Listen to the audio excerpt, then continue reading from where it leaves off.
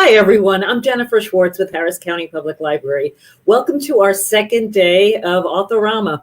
Tonight is a very special one as we're proudly presenting three of our own HCPL team members who also happen to be published authors. They are Amy Campbell, Molly McGinty, and Selenia Paz. I hope you'll tune in tomorrow and Thursday too. We have double features both days for Authorama. Tomorrow at 5, we have a great program for teens or adults who like YA fiction, David Yoon. And at 7 p.m., suspense fans will be thrilled that the prolific and best-selling author Megan Miranda will be joining us. On Thursday, we will host award-winning children's author and illustrator Peter Reynolds at 5 p.m., followed by our final Authorama event at 7 p.m. on Thursday. Many of you are already fans of her books, and I know that many of you out there are fans of the hit series on Netflix starring Penn Badgley as our favorite serial killer, Joe Goldberg. The author of the series that inspires this show, Carolyn Kepnes, will be here to answer all your questions. And all of these programs are live and will give books away to a few lucky people. More good news, tonight we're giving away multiple copies of all 3 of tonight's authors' books. So keep an eye on the chat for opportunities to win. And please place your questions in the chat as you think of them. We'll collect them and answer them after the program. And now I'm thrilled to turn it over to Amy, Molly, and Selenia.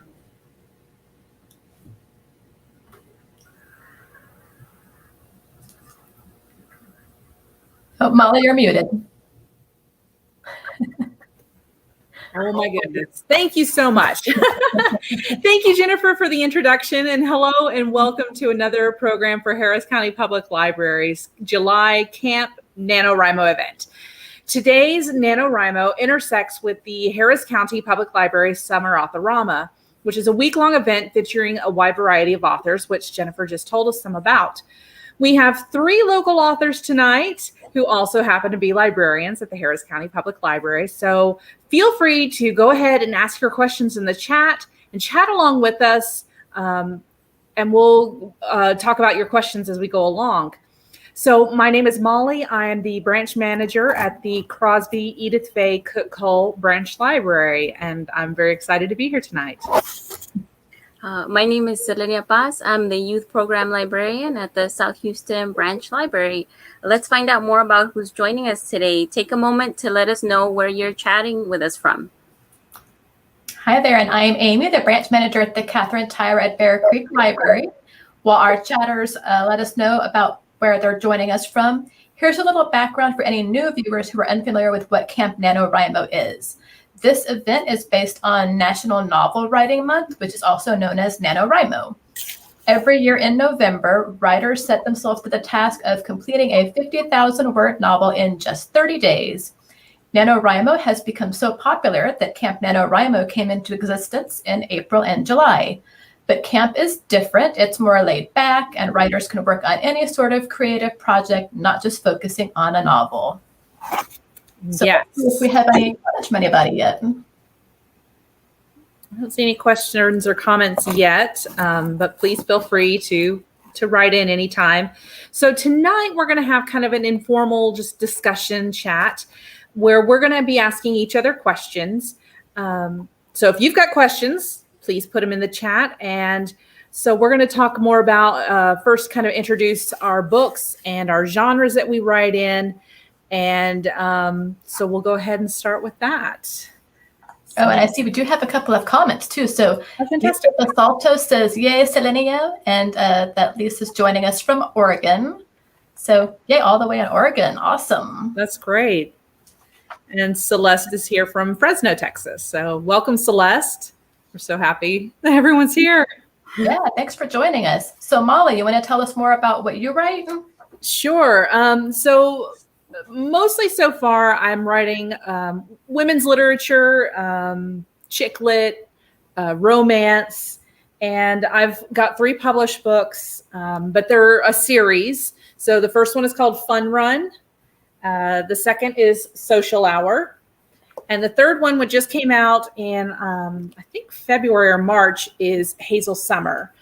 And I've just been, like I said, they're a series. They just kind of build on the characters that you meet in the first one, Fun Run. And but I've also dabbled with some mystery. I did a steampunk, lots of stuff that's unpublished, but I like to dabble with other things, but mostly what I write is the women's literature, romance. So what about you, Selenia? Mostly I've got 3 books in one series. So the first book is Life and Death. The second one is Gods and Demons. And the third one, which came out in 2020, Shadows and Light. They're part of a middle grade, lower YA series based on Mexican folklore. So it's more like a fantasy. There's some mystery in there with elements of the supernatural. And I also have written some short stories that have been part of mostly young adult anthologies. That's really Very neat. cool. I love those covers. Those are really awesome covers. Yeah, they're beautiful. Thank you. And Amy, what about you? So I am a fantasy author, specifically adult fantasy, so a little bit older than what Selenia writes for. But I can't be a normal fantasy author. I have to like mash genres together because that's what I do apparently. So my fantasy has a lot of Western elements. It's not set in a like the typical medieval type setting you think usually for fantasy. It's like set in an Old West setting with Pegasus and six guns and baked goods. And it was a lot of fun to write. So if you're looking for something that's fantasy, but not your normal like Lord of the Rings-esque type fantasy, then I'm your girl for that. That's a lot of fun. All right. So, Amy, do you want to do the first question then? Sure. So just to let people know what we're going to be asking questions in like a round robin style where each of us will ask a question, all 3 of us will answer it, and then we'll move to the next person. So I'm going to start, and then I'll also answer my question first. So how did you feel when you held the first copy of your debut novel in your hands?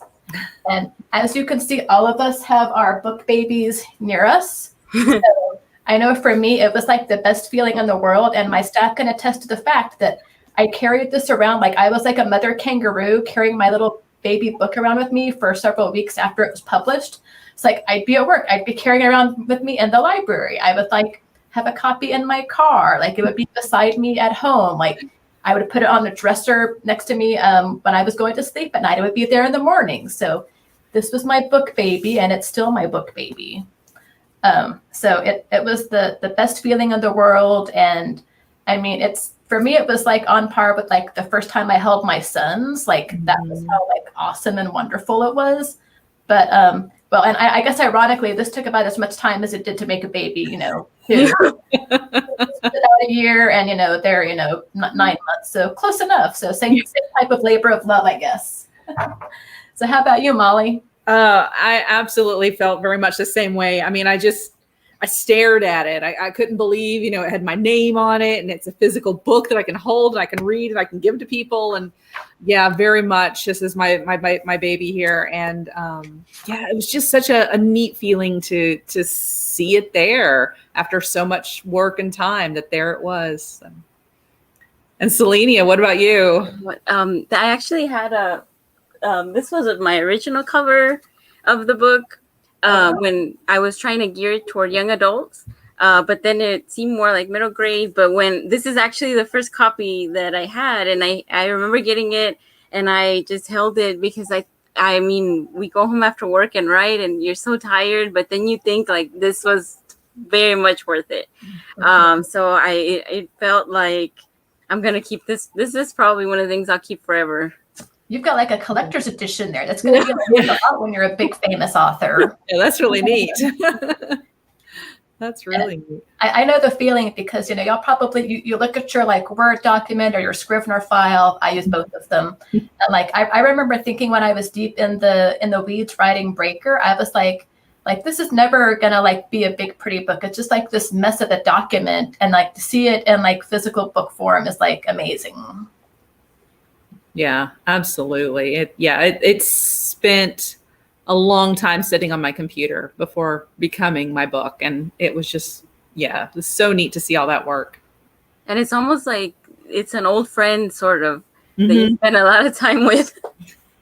Well, for us, the characters do become like old friends. Like, I think of them as like my brain children. They inhabit my head and I put them on a page.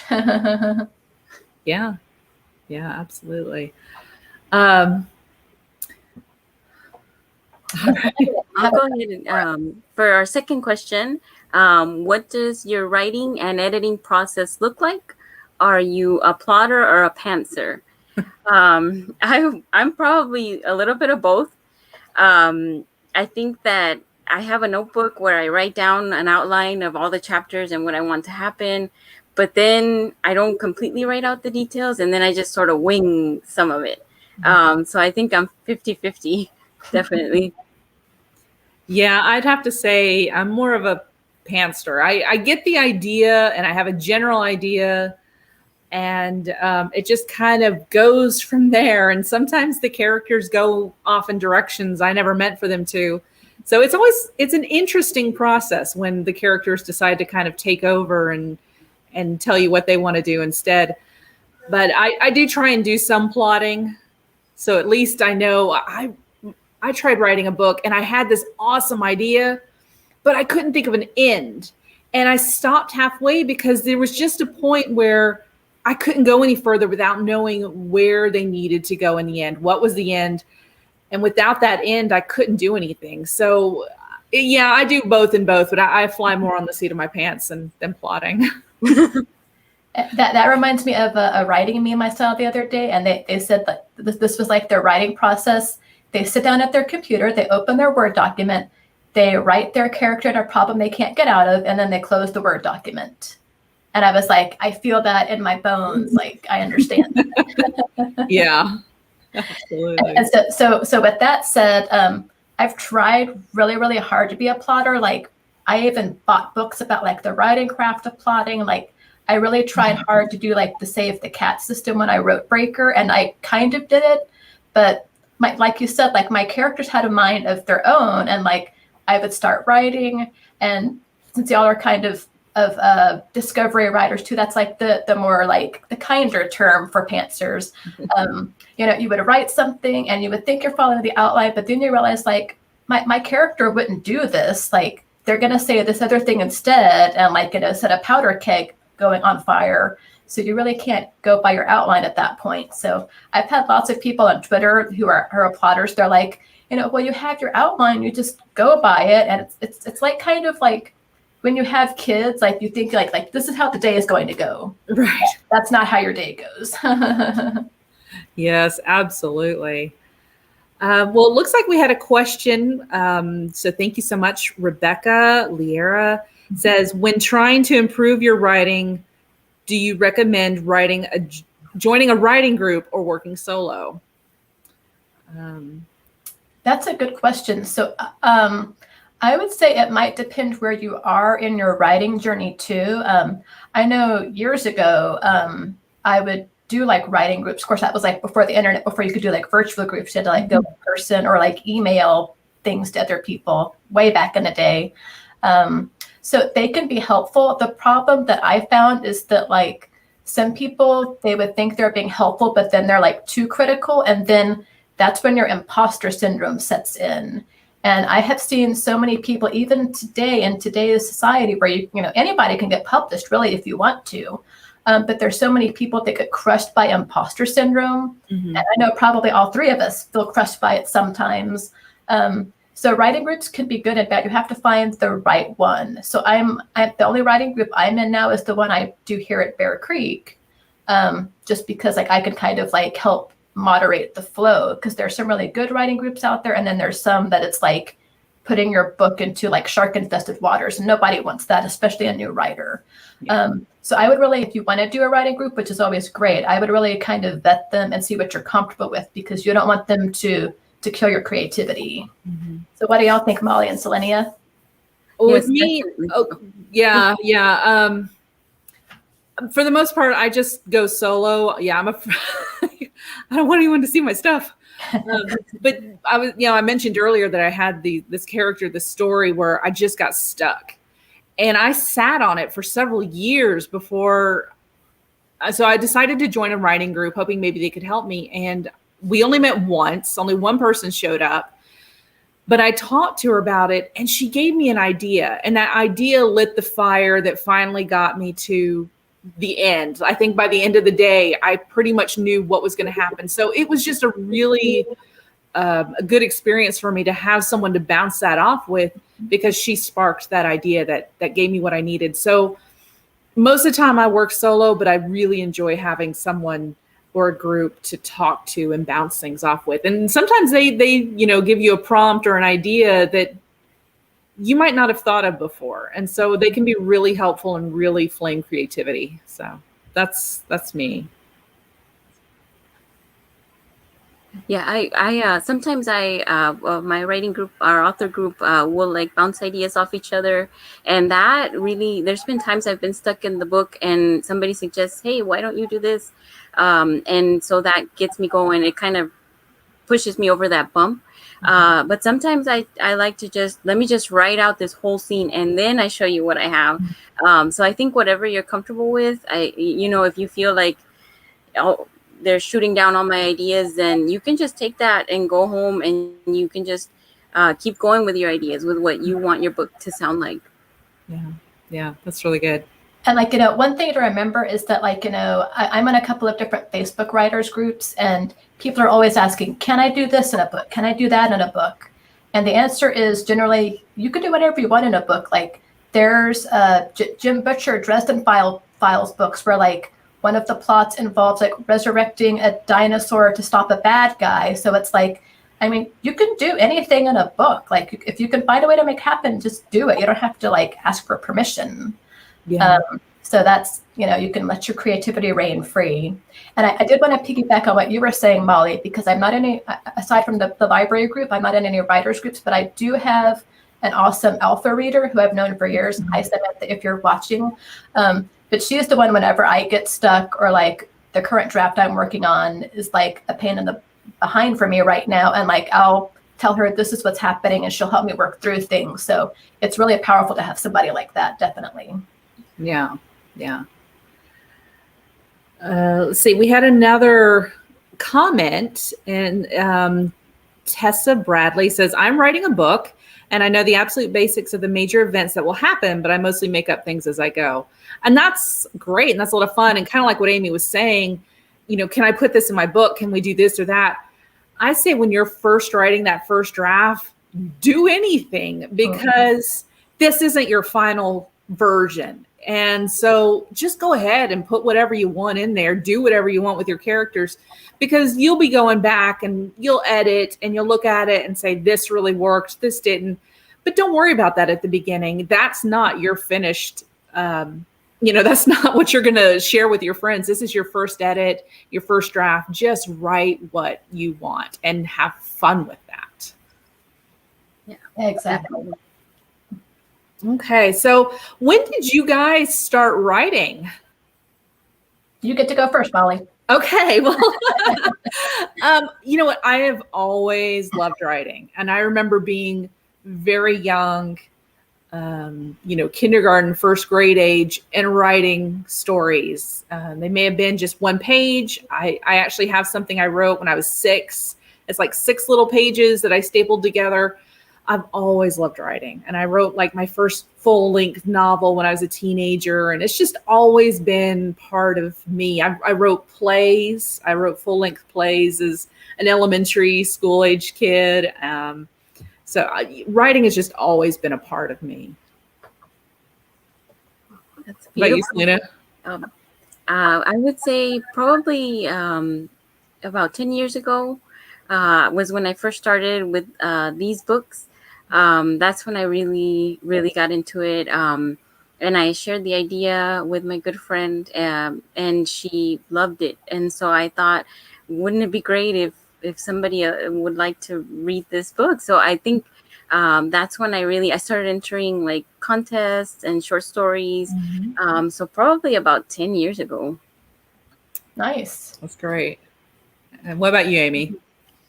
So I've always wanted to be an author. So the fact that I'm published now is kind of something off my bucket list, but I want to publish a lot more. But I first started writing, my first vivid memory is I was probably maybe 7 or 8.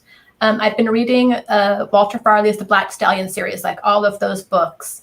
So I was like, big horse nerd girl wanting to, read all about the horses. So I was like, well, I'm going to write about this too. And this is going to show my age, but it was about the time that the Persian Gulf War was happening. Mm-hmm. And so, the Black Stallion takes place, kind of like in, I think like the North Africa, Morocco area, possibly, he shipwrecked off the island there. So I was like, oh, well, I guess I did a version of like fan fiction because I wrote about like this American soldier who found a gray Arabian stallion and brought it back to the States with him, that type of thing. And so I never finished the story because I was so little at the time. But like, I remember that was like the first novel idea I actually had. But as far as writing my current book, I pretty much, I wrote a lot in like college, but that was back when it was really hard to get published. You had to go traditionally, and I kind of lost hope and got busy with life. And then I saw, independent publishing was becoming a thing. So when COVID became a thing last year, unfortunately, I was like, okay, I need an outlet for all the stress I'm feeling. So my beloved characters became my outlet for stress. So all of my angst was channeled into them. So I at least did something like, beneficial with all of the stress of the last year. So writing has been a really great outlet for me, and I'm really glad that I discovered it again. That's great. Yeah, it's a good outlet for me too. When I don't write, I feel it. Oh, and I see that Tessa wanted to answer this question too, which is awesome. So Tessa started writing at about 2 years old, and they would be nonsense, and her dad would actually write the words, but still in fourth grade, she repeatedly tried to start writing novels, but could never get that far. And at seventh grade, she started writing her current novel and just finished it in seventh grade. So that's awesome. That's great. Very neat, Tessa. Well, good luck and keep writing. Yeah, definitely. We'll have you on next time, huh? Yeah, that'd be really cool. Maybe with like the Young Writers program. That would be neat. That'd be very cool. That would. That's wonderful. All right. Well, I have our next question. What is your writing kryptonite? What makes you unable to write and really struggle? So my writing kryptonite, and I'm kind of in the weeds with it right now, but it's the first draft pretty much, because I have all these big ideas and it seems like a slog to get them in the shape I want.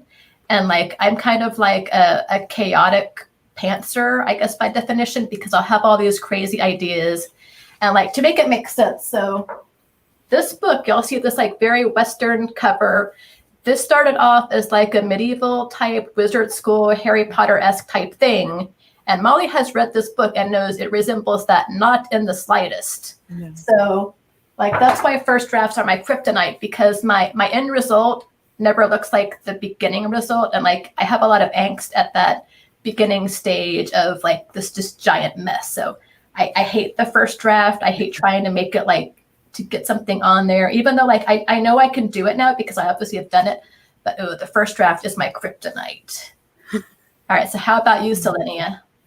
I would say probably trying to focus on one idea and write that out before jumping over to another one. So right now I have multiple Google documents, and then I have a notebook with various tabs.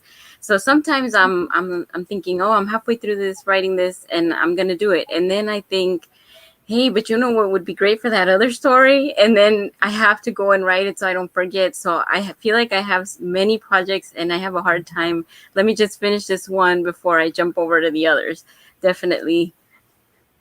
How about you, Molly? Very common problem. Yeah. Yeah, I know I do that too. I get tired.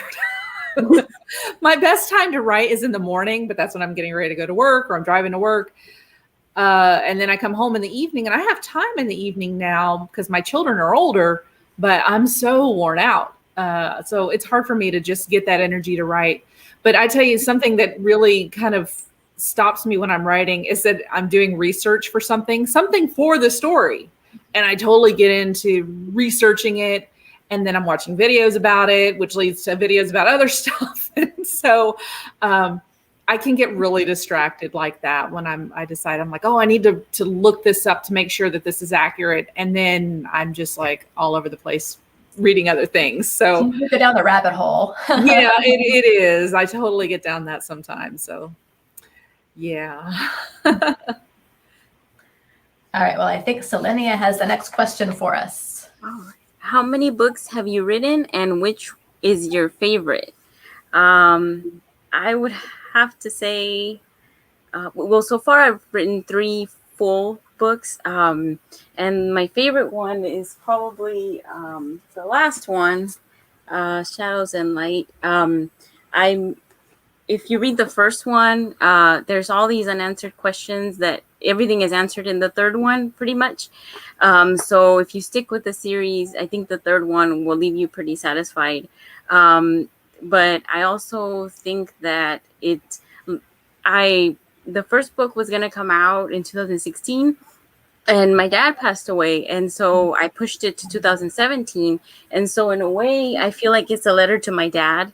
And so the third one sort of offered a little bit of closure to the character and then to me. So I feel like the third one is probably my favorite.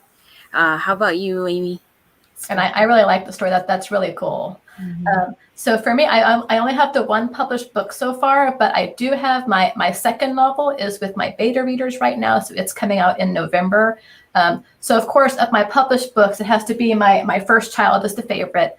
But as what happens when you're writing, I learned a lot from the process of the first novel. So the second novel, I'm feeling really, really good about. I feel like it's even better than the first novel. So I'm really excited about it. Of course, I'll have like imposter syndrome sneak up on me and be like, oh no, it's not that good. But I feel really good about it. I think it's better than the first. So I'm really looking forward to holding that one in my hand on November 1st too.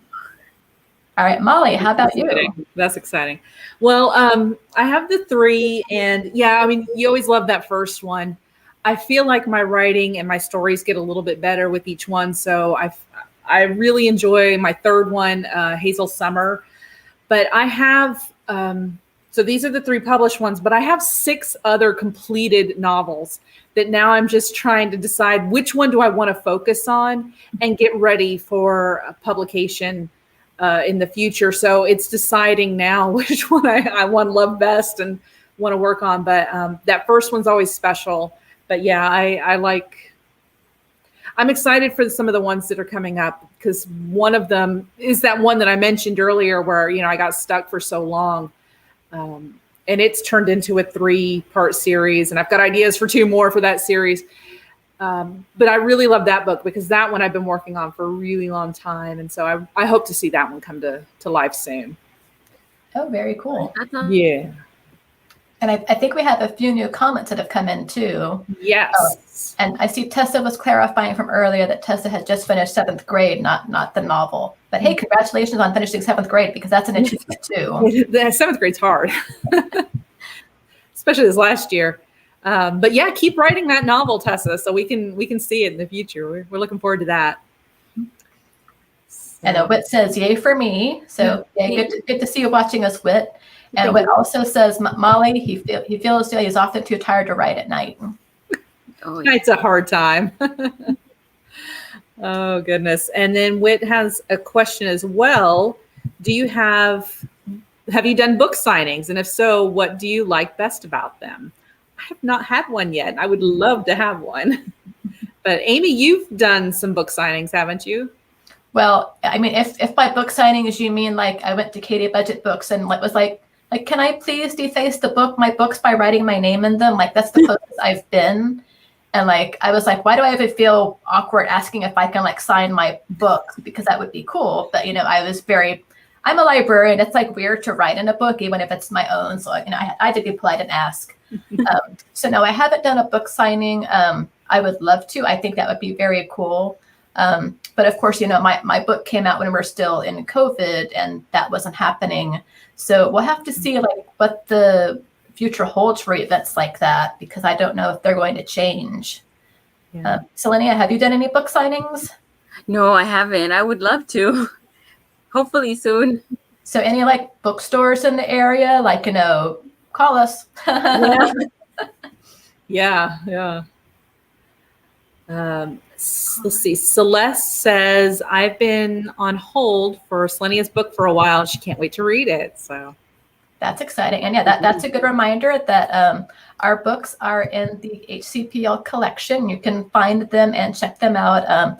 I know mine is on Overdrive, but it had a waiting list last I checked, and the physical copy, we should be getting it soon. I know, I think I saw Selenia's were on Overdrive. I can't remember if I saw any of yours on Overdrive yet, Molly.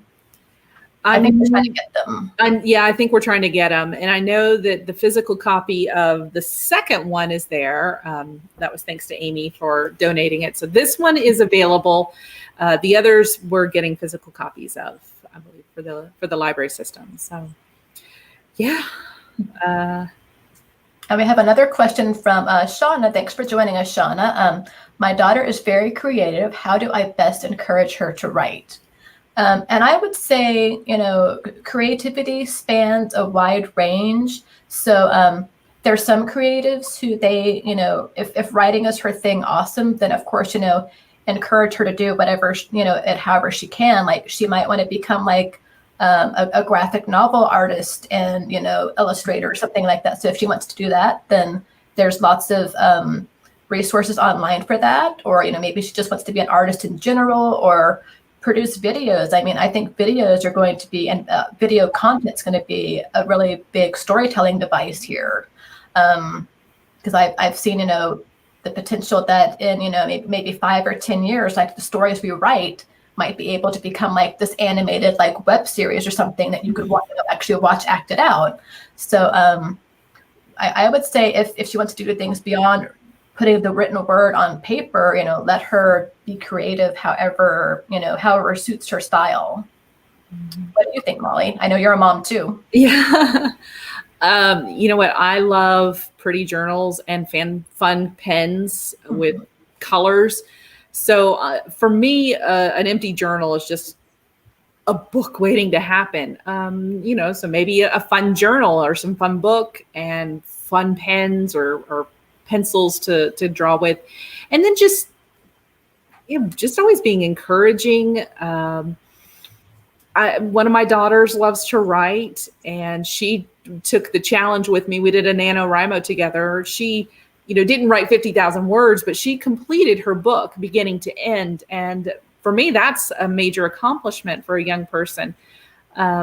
Short stories, a poem, just, any little writing is always, just encouraging any type is great fun and helpful. Just being encouraging about that. Mm-hmm. And celebrating any victory that she has with it, definitely. Oh, yeah. How about you, Selenia? What do you think? I was thinking also if there's certain books that she likes, you could have conversations. Oh, what do you like about that? What would you change about X book? And then you could start even just talking about story plots, and then think, hey, have you ever thought about writing? Let's try to write one out.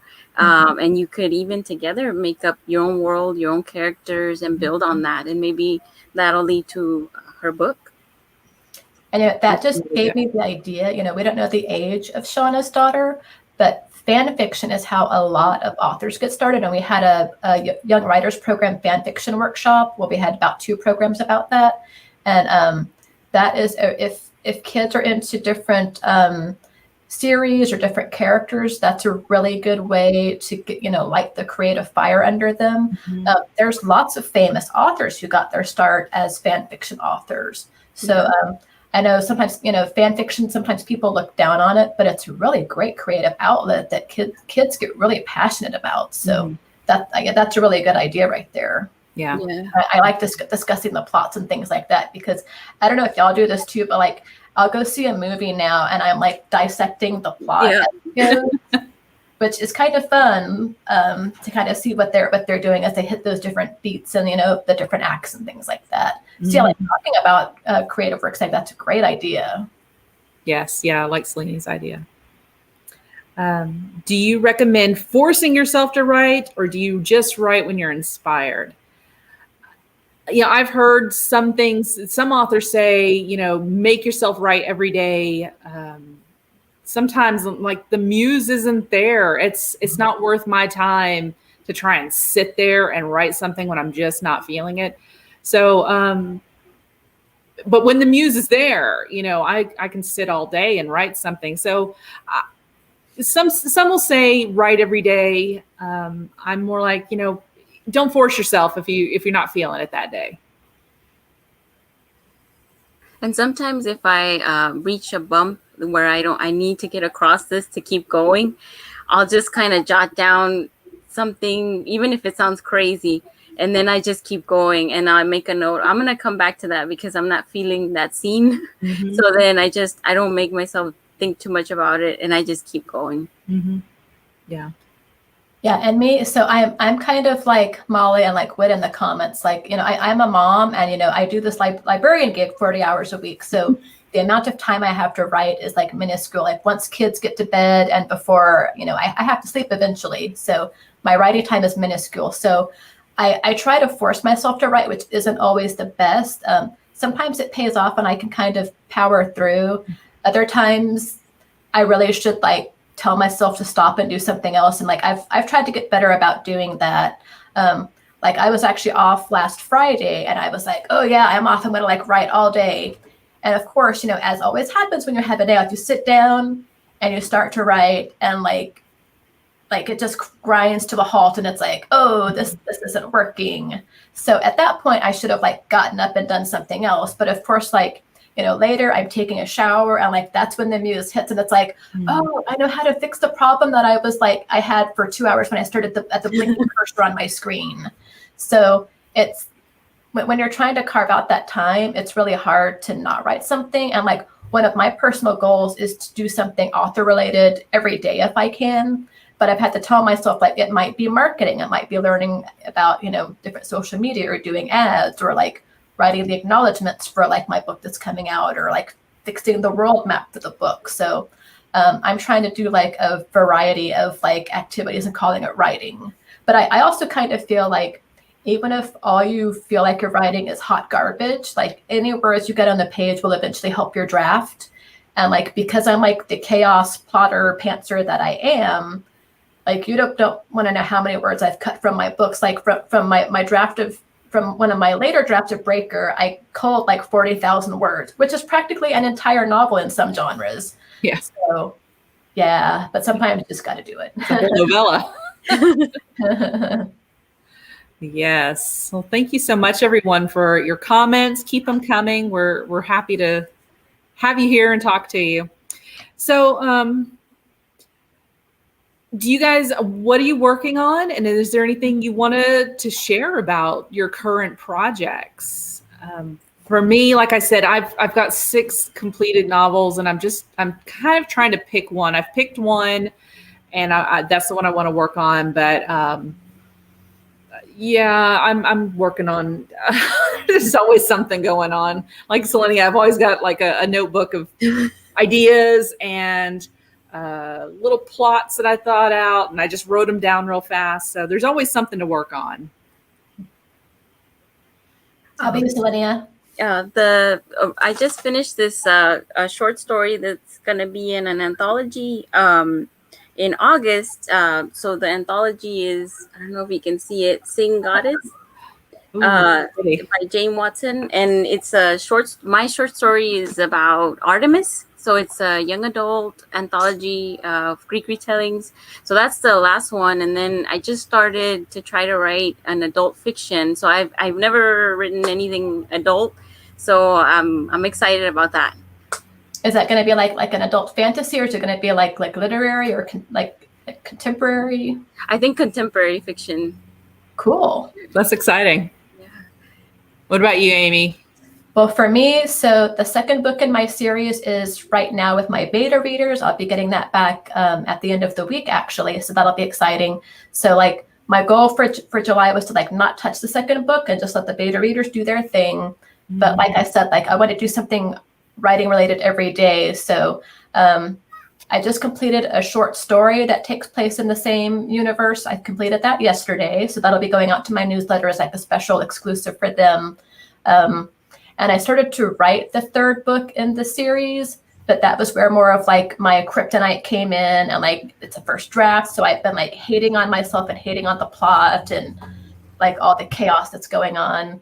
But I kind of have some ideas for it. So I feel like once I get back to book 2, Ephigist, and like I'll get that edited here before too long and off to my real editor. I feel like once I get back to book 3, like maybe the chaos will have settled a little bit, I hope.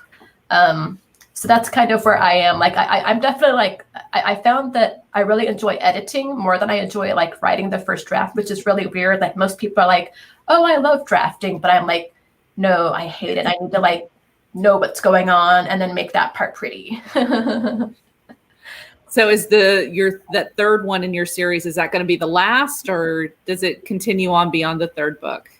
So because I've got that like discovery writer chaos going on, like other authors are like, oh, I'm planning like a 10-book series and it's got like this overarching like arc or theme. And I'm like, I have these like hot mess disaster characters that I'm writing, and I really like running their lives. It's a lot of fun. It's a great hobby of mine. So I want to keep writing in the world, but I have like different characters coming in. Eventually I might do something where, like, for example, Patricia Briggs is an author in urban fantasy, where she's got like her Mercy Thompson series, but then she has another series, Alpha and Omega, in the same world that interacts with those characters. So I might do something like that. And then have like Blaze and Jack like make like cameos in, you know, in future books that way. Yeah. So I don't have anything like really planned out per se, but I really like where I'm writing. Oh, that's great. It'll be fun. And I think we have another question from Tessa. Tessa asks, do you ever get so distracted that you don't write for a long time?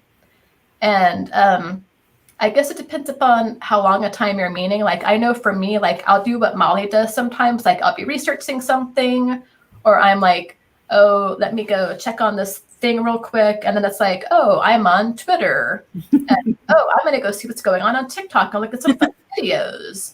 Or like, oh, I saved a bookmark about this interesting thing and let me go there. So eventually I try to get myself back on writing, but I try not to distract myself too long because I like to kind of stay on task if I can. But yeah, it's kind of hard in our digital world. How about you, Molly? Yes and no. More for me rather than, I mean, I can get distracted. Like I said, I can go down that rabbit hole of whatever, but I can't stay away from writing for too long. It's what I need to do. It's my favorite hobby. And when I don't use that creative energy, I feel that. But, Tessa, you're going into 8th grade, and I know school is a huge thing. And, if you just can't write because of school stuff, don't stress about it, because you're going to get back to it, or you're going to have a weekend, or, there are times and seasons of your life that you're going to have for writing more than you might right now. Summer's a great time, but with school starts, if you're involved in stuff, you just may not have that time for a while. So, don't worry about it. Just enjoy what you're doing and write when you can and when you feel like it. And you're doing awesome things going to school. That's a big thing to do in life, and takes up a huge chunk of your time. And don't worry if you're ever writing and you don't feel like it. You can step away. That's okay too. I've gone a couple of months sometimes reading, and I'll have little notes, and then when I'm ready, I just get back and I make that into a document. So whenever you feel good about it.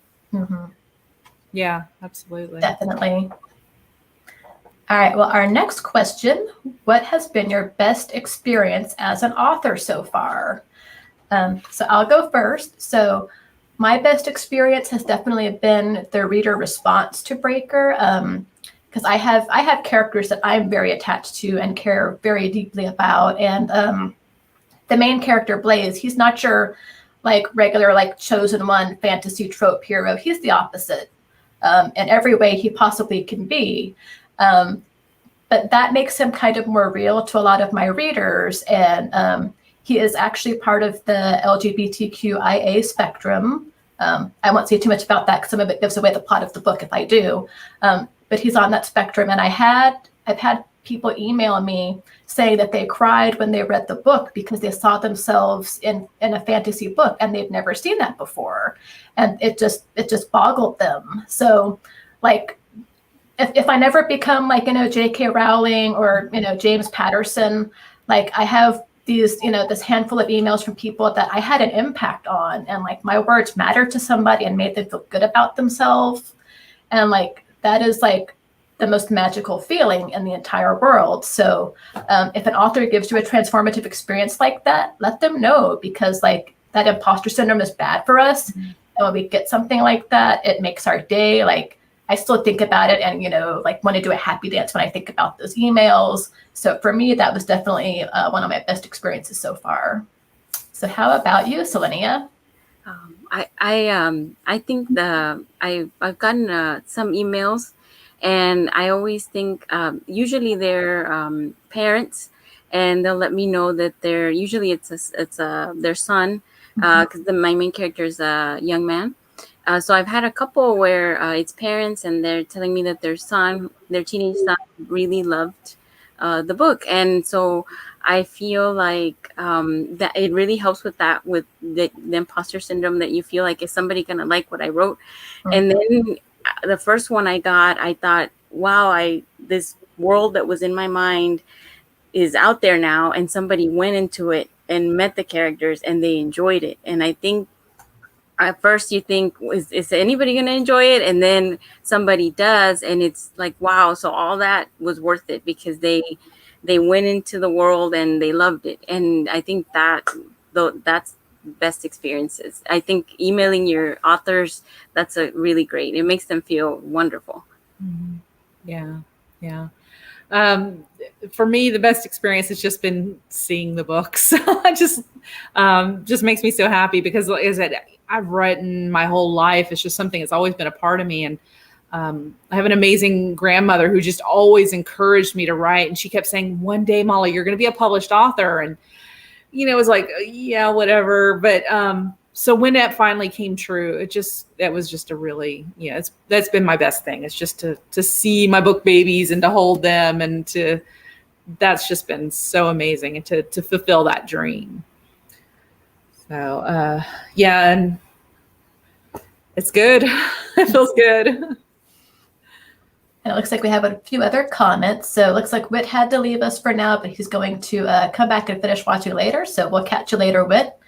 And Angela Martinez asks, is there a book or author that gave you a transformative experience? So for me, I know when I think about transformative experience, I usually think of more literary fiction, which then like gives me like bad memories of like high school and being forced to read things I didn't want to read. I'm that librarian who didn't want to read the classics. So for me, I'm going to be different and say that. So definitely when I read Walter Farley's The Black Stallion, like that was where all of my drive to start writing came from, after reading these wonderful books, which I'm sure if I went back and read them now, I'd be like, wow, like what did I see in these? Because I have different perspective now. But that definitely transformed me when I was younger. And then as far as more recent authors, I really enjoy Kevin Hearn's Iron Druid Chronicles. And he was kind of like us. He started out as like a high school teacher, and he's just started writing, and he was picked up by a major publisher. And his characters, like, they really drew me in, and I loved them. And like, I felt like they were my best friends too. So for me, that was very transformative of like, wow, like I could do this too, because Kevin Hearn has done this and he's got these characters I love, and I want to do that too. So how about you, Molly? Yeah. In school, they would always make me read books that I didn't like. And, but I was I think a freshman in high school. Star Wars was still just 3 movies that happened long ago. And during my high school years, Timothy Zahn started writing the very first novels of the expanded universe. And it was called Heir to the Empire. And I read this, and I loved Star Wars. And so it was so much fun to have some new content with Han, Luke, and Leia. And it was a fun book. And it was so different from anything I was having to read at school. And so I really just I'm like, okay, this is fun again. So I just remember, thinking that it's not all just school books anymore. And then as an adult, I started writing, and I'm writing, I'm like, I guess romance, but I'm like, I didn't like the romance books I read. I wasn't a Harlequin romance kind of person. I didn't want steamy stuff. And I'm writing stuff. I'm like, is this normal? And then I started reading Debbie Maycomber, and I'm like, she writes like the kind of stories I write. It's that same kind of wholesome, just love romance literature. And I'm like, okay, this is where I want to be. This is what I love. And so just reading her things has been very nice for me. I've enjoyed her stuff a lot. What about you, Selenia? I think one of my favorites when I was small was Strider by Beverly Cleary. Oh, yeah. I loved Dear Mr. Henshaw too, but in Strider, how he gets older and he's dealing with the parents' divorce, and he writes and he runs. I could relate to in his dog. And then now more recently, I think it would be Where the Mountain Meets the Moon by Grace Lynn. Mm-hmm. I love that one. Whenever I was reading it, and I think she gets to a part where it's The Secret to Happiness, and it's on the little paper. And I was like, what is it? I have to know. And so I wanted to write something that made someone feel like that. Like, I need to know. And so when I found out what it was, I was like, oh, yeah. And if you want to know, you can check out the book at the library. But it was beautiful. And I thought, wouldn't it be great if I could write something like that? That one's on my to-read list. Oh, yeah. I think Lisa said, yes, Timothy Zahn. And Tessa said that her transformative experience was reading Diary of a Wimpy Kid in second grade because it made her want to write extremely funny books. And yes, like any author out there could be transformative, which is why writing and getting your books out there is important, because I mean, we might transform someone else's lives with our books, which is awesome. So Tessa, you could do that too one day. So that's pretty awesome. Yeah. I love when you hear about young authors, and that's just such an incredible thing to have happened at such a young age. You've written something. So I love hearing about young authors and young writers. That's really fantastic. Yeah, Definitely. All right. So I think Selenia has our next question. If you could meet your characters, what would you say to them, and what would they say to you?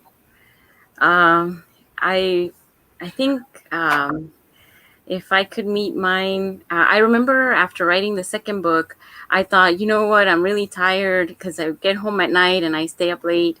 Maybe I'm just going to take a break, and it's okay if I don't ever write the third one, And then one night I had a dream and my characters were in it, and they were like standing by the bed, and they were like, so you're just going to leave us on pause.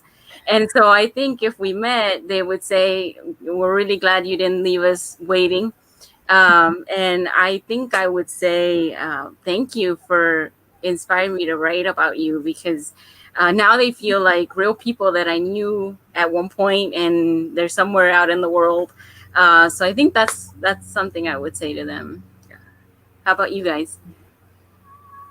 You want to go first, Molly? Okay. I guess it's funny because my Fun Run, my first book, is about two women. You kind of follow both of their stories. Both are librarians. I was not a librarian at the time when I wrote that, but that's where I wanted my life to be.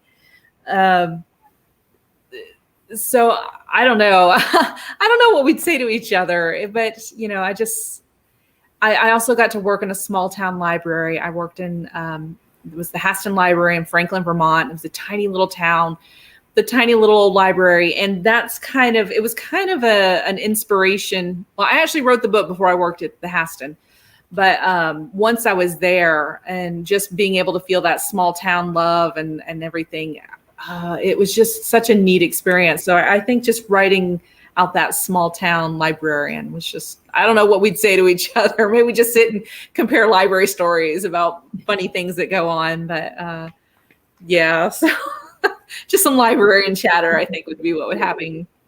What about you, Amy? So see, I know Molly is a lot nicer to her characters than I am. So like first I would have to tell my characters, I am so sorry. You have to apologize.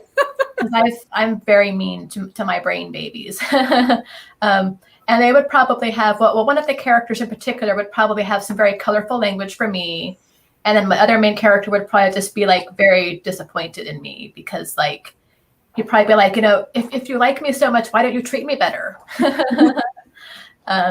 But, you know, I write fantasy. So, you know, bad stuff happens to good people in fantasy a lot of the times. They have to overcome it. So sorry, not sorry. But your characters, because I've read Breaker, enjoyed it a lot. They really grow and they're going through all this horrible stuff, but they come out on the other end and there's a reward in some way for them. So they come out better when they're done. They just got to get through it. But they're and I feel like I channeled that name from The Hangover. But did you die? If the answer's no, then you're fine. Just walk it off. We have some comments too. So Lisa Basalto says, Book 2 of Selenia's trilogy ends on such a cliffhanger, she wasn't allowed to just stop. My sister and I would have hunted her down if her characters hadn't. So Selenia's got that audience who won't let her quit. That's great. That's really great. Yeah, and Amy, your book ended on a cliffhanger too. So I'm excited to see what happens. Yeah, I definitely had to write the second book because people would have probably hunted me down too. Well, I got to know what happens to Jack and Blaze. Yes, exactly. Well, I think we'll do one more question before we wrap things up for the night. So Molly has our last question of the night, although we'll play it to people in chat too. Yes. I want to pick, let's see. Well, I guess let's just go. So are you guys on social media and how can your readers find you? How can they interact with you? And do you have any advice for somebody who's kind of getting started? You're doing double-decker questions for us. Okay, Molly, sorry, yeah, I know. We're going to get in as much as we can. I have a website. It's called Molly McGinty Books. .com. Thank you so much. I'm also on Instagram, although I haven't done much with it yet. I'm still kind of new to it, but it's something I want to work on. But that's called Toops McGinty. If you typed in Molly McGinty, my name will come up. I think it's the second one, but there's other Molly McGinty's. So it's Toops McGinty. That's my Instagram. And you can find me on Facebook, and it's Molly Toops McGinty. So yeah, feel free to reach out to me. And I guess if you're just starting, then just keep writing. Enjoy it. It's a fun experience, or it can be. It's a frustrating experience too, but it's so worth it. And it's just so much fun, even if you never do anything with it, just to know that you've accomplished that. It just feels so good. So if you're just starting, just keep writing. Enjoy the journey. Selenia, how about you? I have a website at seleniapaz.com.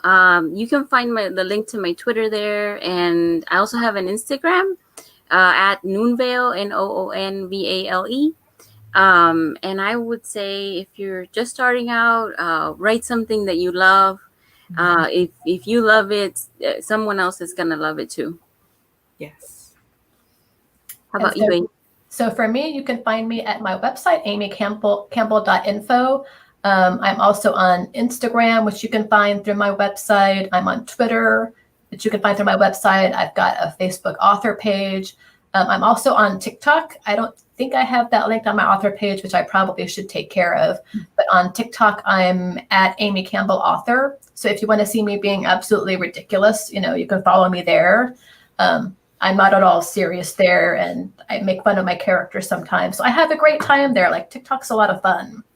And I'm most certainly not scrolling there before bedtime for like an hour. I would not do that. But my advice for a writer who's starting out is pretty much the same as Selenia and Molly. A lot of people start by writing a passion project. And, the people who are making lots of money from writing, they say, write to market, don't write your passion project. But if you don't write your passion project, you may feel like you can't do this writer thing. And then you'll just sabotage yourself. So write that passion project. It may seem absolutely ridiculous, but remember, there's authors out there writing about dinosaurs raised with necromancy to save the city. So you can write your ridiculous thing too. It's totally okay. So write those ridiculous things, and most of all, do what you love when you're writing. So just be true to yourself. Yeah, absolutely. Well, we're so glad to have everyone here today. I don't see any more comments right now. And we do want to remind you that our books are available through HCPL's website. So you can go into that search and you can look up Breaker, Amy Campbell, or any of Molly's awesome books, or Selenia's Life and Death, or her other books, and you'll find us there through our catalog. It'll show you any of the physical holdings and what we have available in Overdrive too. And we have a really cool Overdrive special collection for Authorama and for Camp NaNoWriMo that you can find curated on Overdrive too. Yes. So thank you so much for joining us tonight. As a part of our Authorama and HCPL Camp NaNoWriMo, we have one final Camp NaNoWriMo event. It's for the Young Writers Program. It's coming up on Thursday, July 29th, and it's going to be at 4:00. So it's the Young Writers is for all ages, so anyone's welcome to join. But definitely, if you're a young writer like our Tessa here, then make sure you join us on Thursday at 4:00. And if you enjoyed our Camp NaNoWriMo events, check back this fall as we host more programs for NaNoWriMo in November. Yes. Thanks everyone for tuning in. And thanks for the great engagement in the chat. Thank you, Amy, Molly, and Selenia. This was a really fun and engaging program, and we look forward to doing another one soon. Let's see.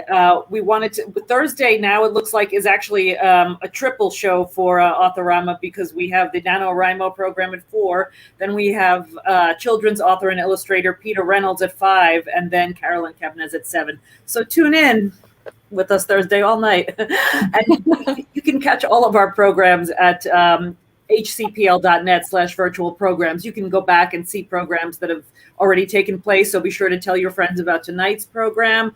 And we will be doing more giveaways. So keep an eye on our Facebook page. We're Harris County PL, and just follow us and stay tuned. Thanks again, everyone. Have a wonderful Thank you. Bye-bye. Bye-bye. Bye.